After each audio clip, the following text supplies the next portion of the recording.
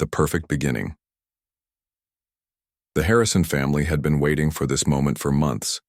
Mark Harrison, a calm and loving father, had been working long hours at his maritime consultancy firm, rarely getting time to truly relax with his family. His wife, Sarah, a schoolteacher with a warm heart, had planned this cruise as a special gift to celebrate Mark's birthday.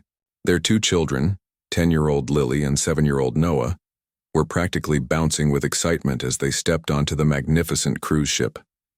The vessel was breathtaking, sparkling pools on deck, luxurious dining halls, and a view of the endless ocean stretching to the horizon.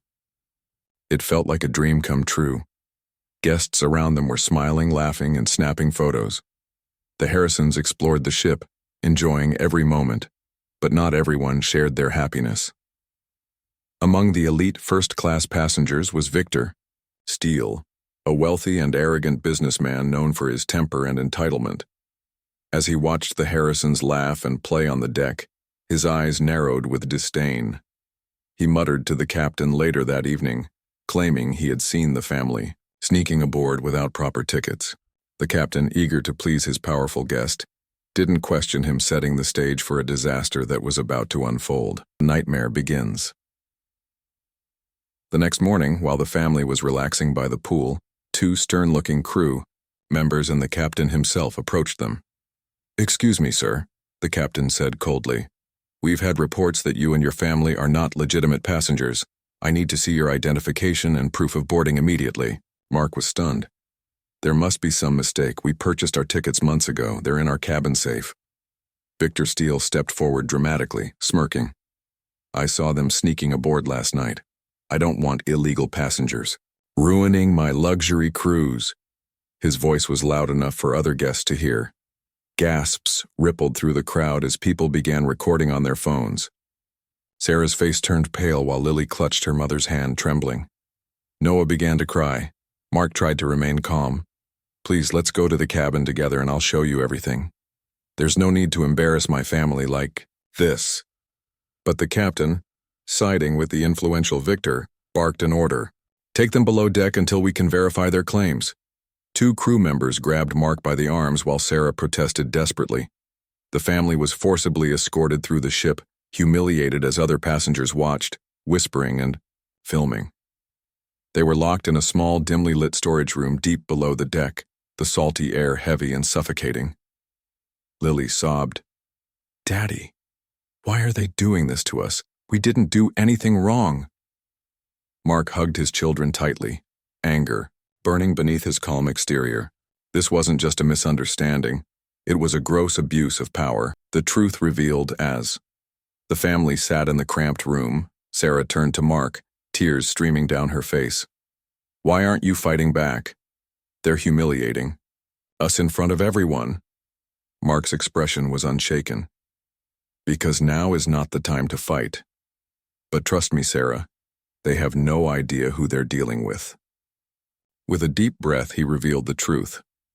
"I'm not just a maritime consultant. I'm an international maritime investigator. Every safety license and certification for this ship was approved by me personally. I outranked this captain by miles." Sarah's eyes widened in shock, and even the children paused, their tears momentarily forgotten.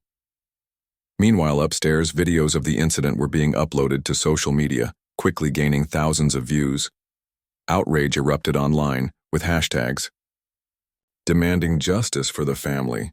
The cruise company's headquarters saw the footage and immediately contacted the ship, furious at what was happening. The captain's phone rang urgently. His face turned pale as he realized who Mark truly was, and what a catastrophic mistake they had made. Helicopters carrying company executives were dispatched to the ship within hours. Karma and justice. The heavy metal door creaked open. Senior officials, accompanied by security, escorted Mark and his family back to the main deck. The crowd of passengers had gathered, buzzing with anticipation. Victor Steele smirked until the lead executive addressed him sharply. "Mr. Steele, you falsely accused this family, and Captain, you blindly followed him. Do you realize this man is the international maritime investigator who certified this very ship? Gasps and murmurs spread through the crowd. Victor's face drained of color. The captain dropped to his knees, stammering apologies. Mark, holding Sarah's hand, stood tall. My family's dignity was trampled because of arrogance and prejudice. This is unacceptable. I will make sure no other family ever goes through this nightmare. The officials publicly stripped the captain of his command, while Victor was escorted off the ship in disgrace. Passengers cheered as justice was served. The cruise company offered the Harrisons a lifetime of free cruises, but Mark declined. No luxury is worth our dignity, he said firmly.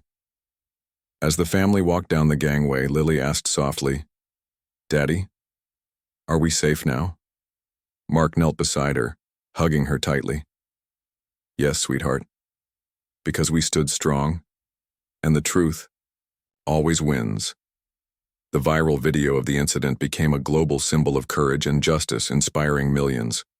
The Harrisons' nightmare had ended, and a corrupt system had been exposed for all to see.